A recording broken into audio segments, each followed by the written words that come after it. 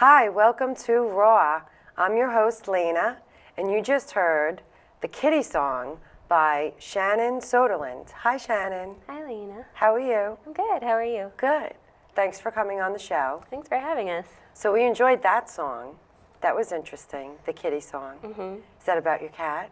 I actually don't have a cat. Oh. I wrote it when, right before we moved to New York City, and we had talked about getting a cat. And so that was, in my head as I was writing this song. I was like, oh, we're going to get a kitty. That's how it starts out. We're going to get a kitty when we get into the city. This was very, at the forefront of my mind.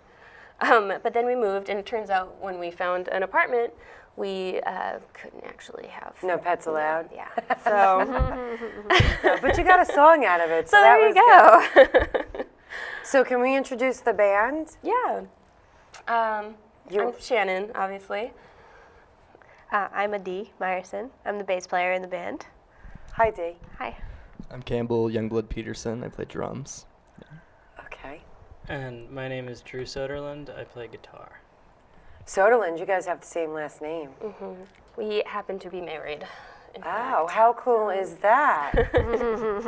Like working and playing with your husband, that's great. Yeah, actually, before we started, I was a little bit worried it was going to be kind of difficult, but it turns out it's not too bad. I don't know. I mean, Campbell and Adi can see whether or not that's true. But I think it's a good dynamic. So how did you all meet? Well, we met in school back in the day in Washington State. And then we moved to Montana, in Missoula, Montana, and met Campbell at the University of Montana. We all ended up out here and started playing together. I met Adi at Smalls one night, Yes, Smalls Jazz that's right. Club. At a jam session at 3 in the morning. And I was like, hey, do you want to play bass? And she said yes. So that's Pretty basically much. how we met. And it all clicks because you have a great sound together, so Thanks. that's good. And how many years are you together now? Gosh, we've been playing as a group for maybe like the last couple months. I was playing with Campbell for some shows off and on for like maybe a year, for the past year and a half, something like that. But the group officially kind of formed in the fall, I'd say. And who does the writing, most of the writing for the songs? I do all of the You do all of the writing. Yeah. Okay, so this song, the Kitty Song, was about when you were thinking of buying a kitty. Mm-hmm. Now the next song that we're going to hear. The next song is Addicted, and it's actually I think it was one of the first songs I wrote when I was in college. And We're going to come back to all that. Okay. For now, we're going to hear it. What's the name of it again? Addicted. Addicted.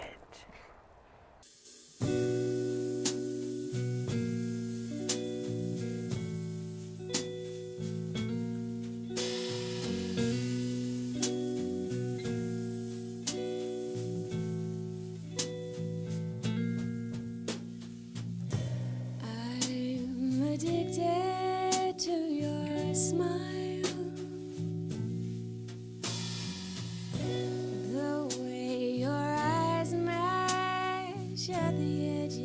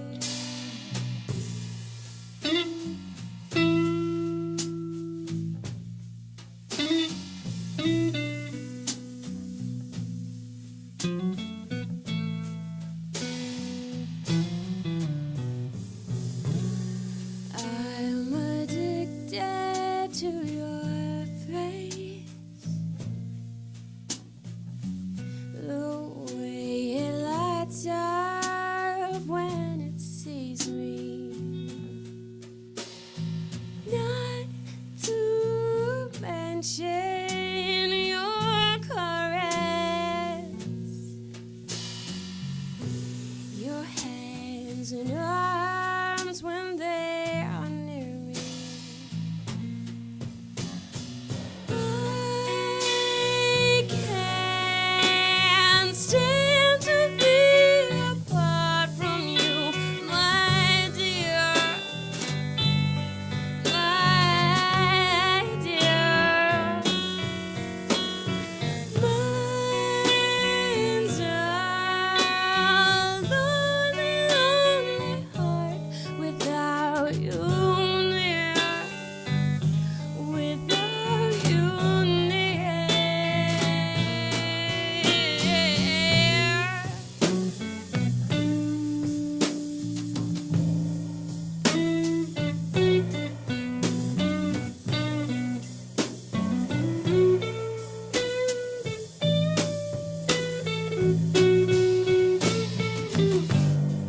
I need you like coffee in the morning. I'm addicted to you, darling, and I can't put you down. I'm so glad to have you here so close. You know I'll make the most of having you around.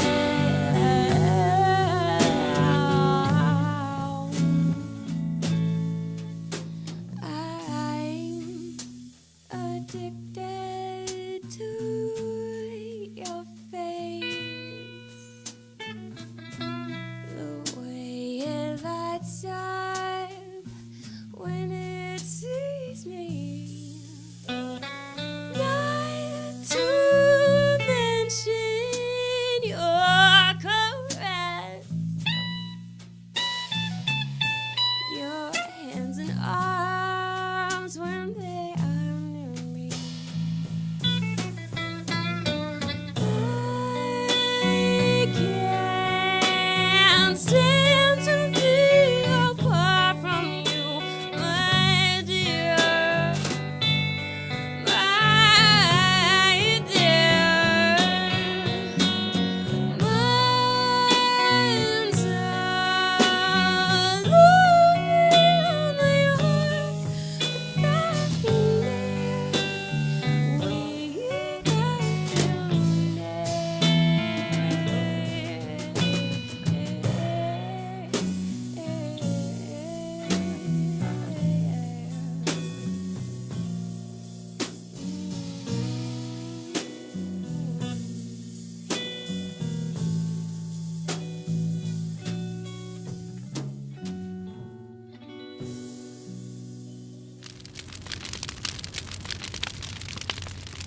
That was Addicted.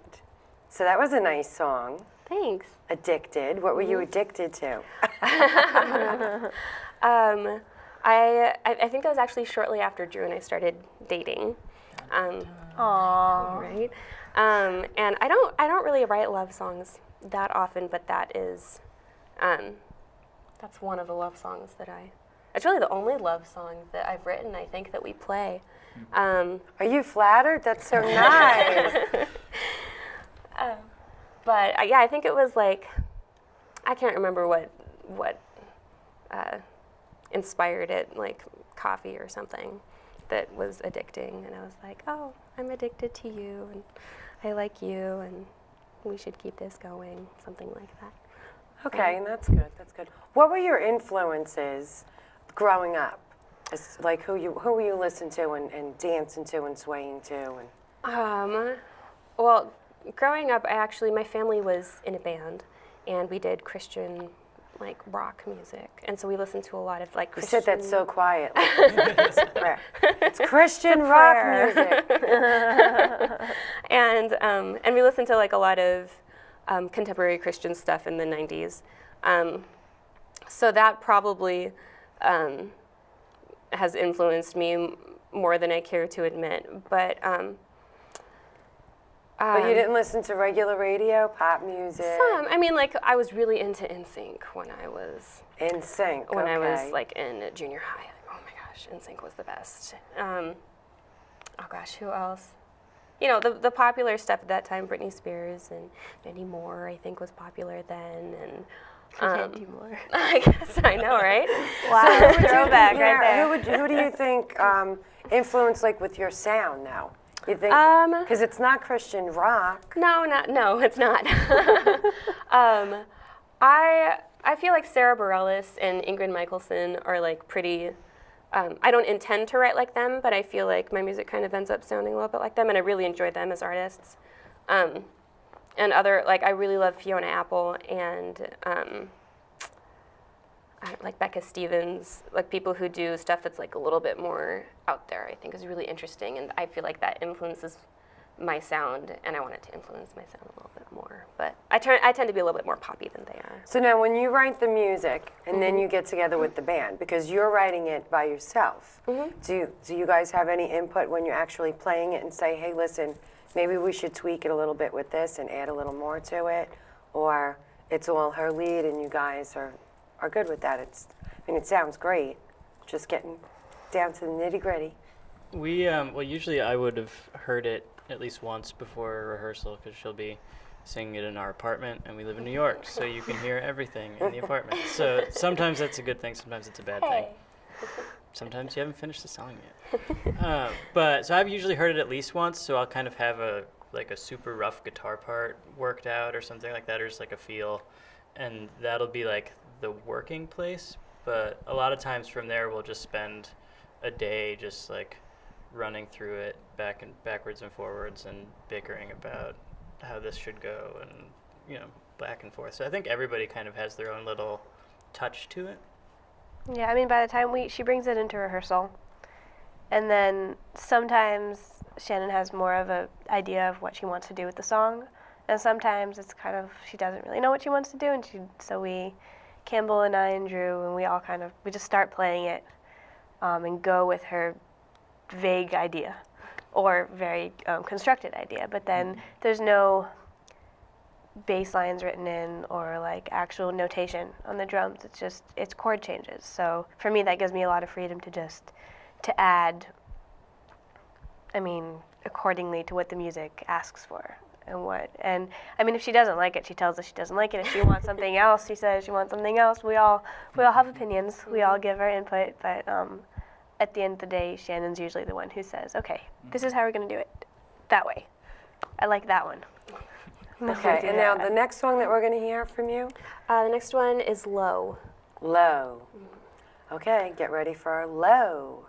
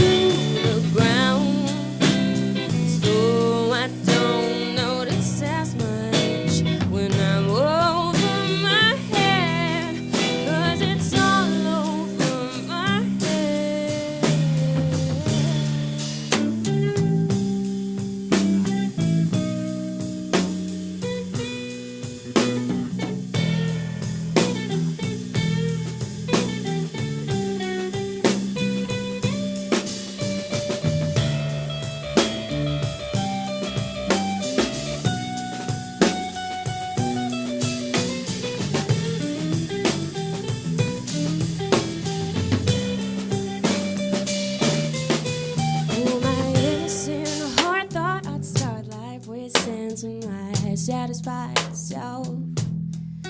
Now I shut out my dreams and lock myself tight, ignore the wails through my door. Now the world is reacting like I should be acting my age, with their this and their that, with matters of fact and failure. I suffer the curse of mixing my pride with my pleasure. I keep myself low to the ground, so it doesn't hurt as much when I trip up again. When I fall down again, I keep myself low to the ground, so I don't notice as much when I'm over my head, 'cause it's all over my head.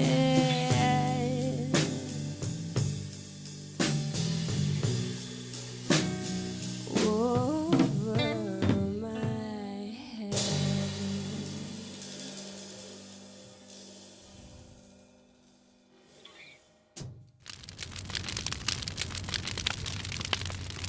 That was Shannon Söderlund with Low. So this one was a little more bluesy, this song. And what we were talking about, how you go through your writing process. What's the instrument that you play? I would have to say that my primary instrument is the clarinet, just because I played it for a very long time. I started playing when I was 8 years old, and played it through college. But I know how to play the piano. Like, I can manage my way around chords, and the guitar. So piano these days has been like my primary songwriting. Is that what you're sitting at, tool. like a keyboard, and that's how you're writing your music? Yeah, usually. To figure, like, I'll figure out the basic structure in my head, and then go to the piano to figure out whatever chords I'm thinking of, and refine the feel a little bit more before I bring it to everyone else. Okay, now for the song Low, what is this song about exactly? A song is kind of about feeling small, I guess. Like, I just keep messing everything up, and if I just stay out of the way, then maybe I won't make anything worse. It's kind of, Wow, what were you going through when you were writing this song? I think it was actually right after we moved, and after we'd been in the city for a little while, and It was the first winter we were here, right? yeah, the first winter we were we moved here. here 2 weeks before Hurricane Sandy. Oh, what timing. Yeah, it was. That was a rough winter in terms of just like getting settled. So Yeah, I think and it came we, out of that. yeah, and we didn't have our own apartment. We were subletting from a friend, and it was just, just feeling unsettled and not really like, we'd moved to New York City from Montana, and, what am I doing here? And Big difference. yeah, so I mean, it was just a big adjustment period. I think it kind of came from that. Okay. Well, it's a very nice sounding Thank you. song, so all the music, actually, that we're hearing is great, and that comes from you initially and all these of guys you. making it, yeah. Yeah, it's very nice. Now, the last song that you're going to do for us? The last song is Tomorrow's Only Tuesday. Tomorrow is only Tuesday.